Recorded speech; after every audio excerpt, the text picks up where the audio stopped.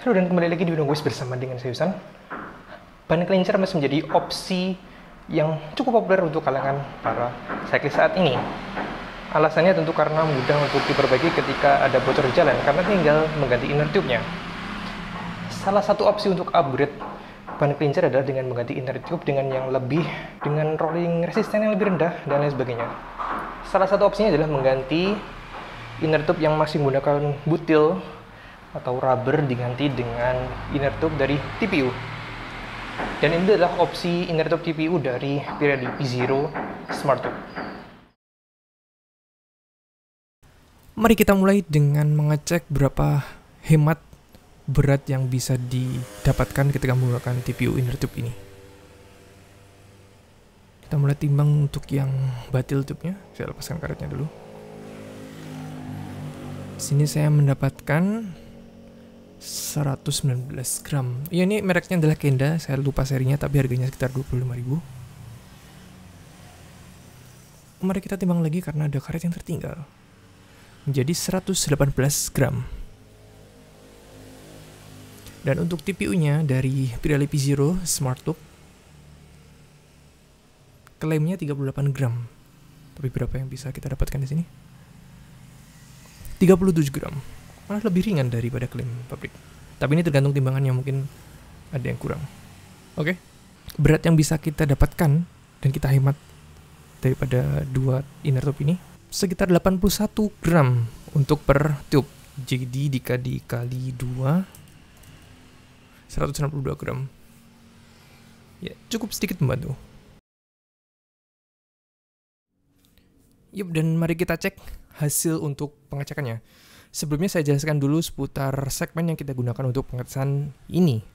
Ada dua macam segmen. Pertama untuk flat, yakni di segmen Pasar Sidoarjo Baru ke Tugu Suraji. Di sini tidak terlalu flat sih, sehingga pengecekannya agak cukup sulit untuk menjaga speed 31, karena kadang jika di turunan bisa lebih tinggi dan jika ada tanjakan dikit itu bisa berkurang. Tapi saya berusaha hingga mendapatkan average-nya sesuai dengan yang ditargetkan. Untuk untuk segmen yang flat kita targetkan 31 km per jam. Dan untuk segmen climb-nya sendiri kita targetkan 20 km per jam. Yang segmen climb-nya menggunakan jembatan tunjungan short climb dengan average gradiennya 2,6%.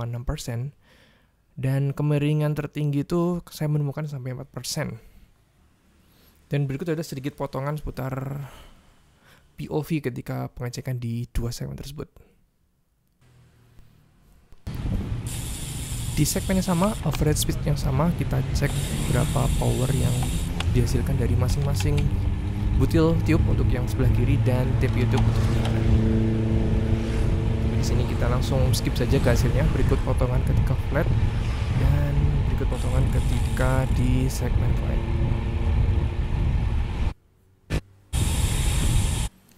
Untuk feel yang saya rasakan sendiri ada sedikit perbedaan tapi tidak terlalu banyak. Yang mana ketika menggunakan TPU tube itu putaran kakinya lebih ringan. Mungkin karena rolling resistannya lebih ringan juga ya, jadi lebih sedikit. Itu berasa ketika saya menemukan gradien tertinggi sekitar 4%-an di klaim segmennya.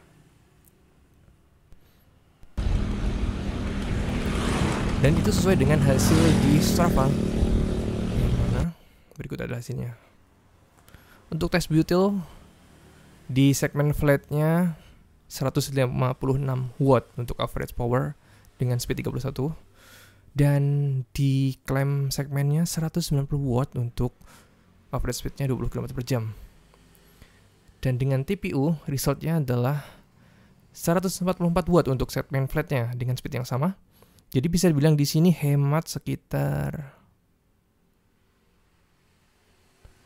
8 watt. Lumayan. Dan untuk segmen climb-nya lebih sedikit juga untuk wattnya, 182 watt dengan speed yang sama 20 km per jam. Jadi di sini bisa dibilang hemat 8 watt juga. Wow. Bisa sama persis seperti itu ya. Cukup menarik. Dan ini membuktikan dengan TPU tube bisa membuat watt yang digunakan lebih sedikit, lebih hemat power dengan speed yang sama. Itu sama dengan berarti rolling resistennya lebih sedikit.